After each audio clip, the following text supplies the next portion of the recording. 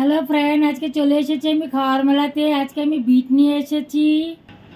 এখানে আমি ভালো করে ধুয়ে ছিলে ছোট টুকরা ভাবে কেটে বয়েল করে নিয়েছি জলের মধ্যে।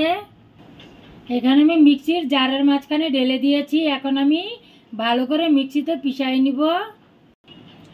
এখানে আমি মিক্সিতে কি ভালো করে পিষিয়ে নিয়েছি। এখন আমি বড় ছাঁকনিতে ছেঁকে নিব। এখন আমি ছাঁকনি নিয়েছি, সেইটাতে সবগুলা ঢেলে দিলাম। এখন খুব ভালো করে এইভাবে ধীরে ধীরে ধীরে ধীরে সবগুলা নেড়ে টেড়ে জুসটাকে বের করে নিব। এই বিটের জুসটাতে কিন্তু অনেকই তাকতি হয় আর অনেক আয়রন পাওয়া যায়। বাচ্চাদেরকে বড়দেরকে সবাই দিতে পারেন, খেতেও খুব ভালো। অল্প কালা লবণ ঢেলে দিব আমি। সিদ্ধ করার সময় কিছুই দেইনি, শুধু অল্প জল দিয়ে সিদ্ধ করেছি।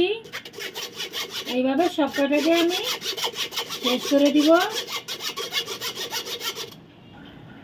অল্প কালা নুন ঢেলেছি। এখন আমি গ্লাসে ঢালতে যাচ্ছি। দেখুন বিটের জুসটা কি সুন্দর লাগছে। সবগুলা গ্লাসে এইভাবে আমি ঢেলে দেখাচ্ছি।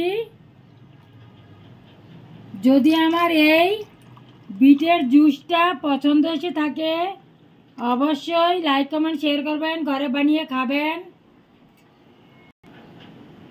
আমি ধনিয়া পাতা ডালছি গ্লাসের মাঝে, চাইলে পুদিনা পাতাও ডালা যায়। জুসটা খাওয়ার সময় খুশবু আসে খুব ভালো।